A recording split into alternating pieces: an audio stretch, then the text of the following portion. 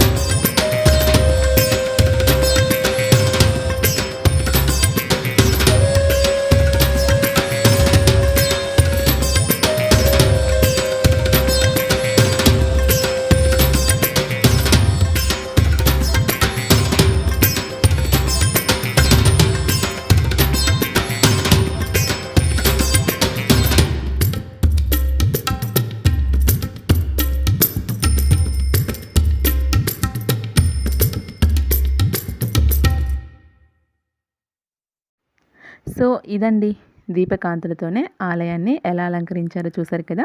ఎలా ఉందో మీ ఫీడ్‌బ్యాక్ నాకు ఖచ్చితంగా కామెంట్ సెక్షన్‌లో చెప్పండి. సో ఈ దీపోత్సవం తర్వాత మనకి గంగహారతి ఉంటుందండి. సో అక్కడ ఆ హారతి ఇవ్వడానికి ఇలా అన్ని వత్తులతోటి అలంకరించారనమాట. సో ఇప్పుడు ఏకవతితో, ద్వివతితో అలా చేస్తారు కదా. అలానే నక్షత్రవతి, కుంభహారతి అన్నిట్లో అన్నీ ఇస్తారు హారతి. సో అవన్నీ ఇలా అరేంజ్ చేశారనమాట. సో వీటన్నిటి గురించి నాకు కూడా తెలీదు, పేర్లేంటో కొన్ని కొన్ని తెలుసు అనమాట. సో ఇవన్నీ కూడా మీతో షేర్ చేసుకోవాలని వ్లాగ్ చేశాను. నేనైతే ఇంతవరకు ఎక్కడా చూడలేదండి. ఇలా దీపకాంతితోనే ఆలయాన్ని చూడడం ఇక్కడే ఫస్ట్ చూశాననమాట. సో ఇక్కడ చాలా ఇయర్స్ నుంచి చేస్తారంట ఇలాగా. నేనైతే రీసెంట్‌గా చూశాను. చాలా చాలా బాగా అనిపించిందండి. ఫీలింగ్ అయితే చాలా బాగుంది. ఈ ఈ ఆలయాన్ని ఈ దీపకాంతితో చూడడం చాలా బాగుంటుంది కదా. సో ఇలా దగ్గర నుంచి లేకుండా లాంగ్ షాట్‌లో చూస్తే చాలా చాలా బాగుంటుందండి. ఆలయం అయితే సూపర్‌గా ఉంది. నార్మల్‌గా అయితే కార్తీక మాసంలో చలి చాలా ఎక్కువగా ఉండేది కదా. ఈ ఇయర్ అయితే చాలా అంటే చాలా తక్కువగా ఉందండి.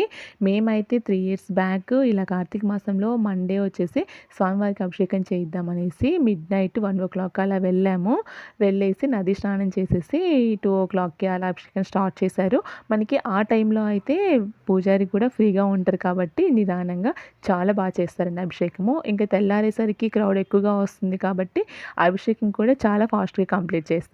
సో అలా మాకు మంచిగా అభిషేకం చేశారనమాట.